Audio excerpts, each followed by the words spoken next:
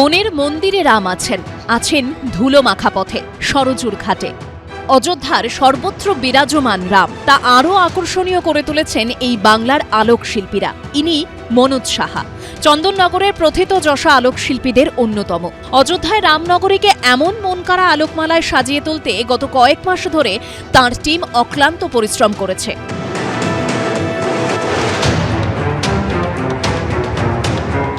যেটা ওপেনিং করবে, মোদি, যোগী এরা সমস্ত ওপেনিং করবে, সেখানেও আমাদের আলো যাচ্ছে। প্রস্তুতি আমরা সব নিয়েছি। রামের ওপর আছে, নানা রকম ডিজাইনের গেট তৈরি হচ্ছে, সেগুলো আমরা ওখানে নিয়ে গিয়ে সেটিং করে লাগাবো। ওখানে এলইডির কাজ হচ্ছে না, সমস্ত রোপের ওপরে কাজ হবে। লোহার ফ্রেম করে তার ওপর স্টিপ দিয়ে আমাদের রূপ দিয়ে তৈরি করা হবে সব ডিজাইন।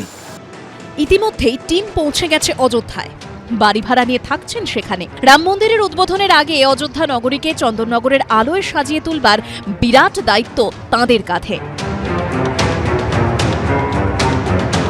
200 থেকে 300 গেট আমাদের রেডি করে ওখানে লাগাতে, পার্মানেন্ট ওটা কমপ্লিট লাগানো থাকবে সারা বছর।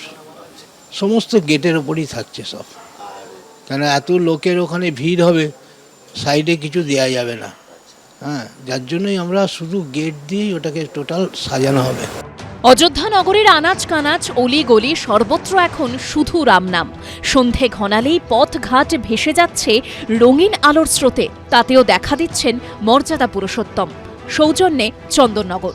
অর্ণব মুখোপাধ্যায়ের রিপোর্ট, এবিপি আনন্দ, অযোধ্যা।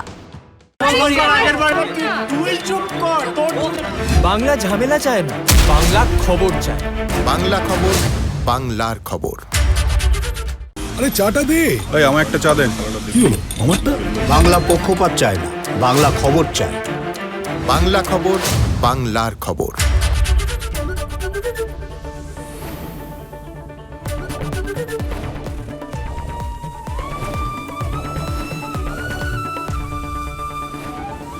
এবিপি আনন্দ, এগিয়ে থাকে, এগিয়ে রাখে।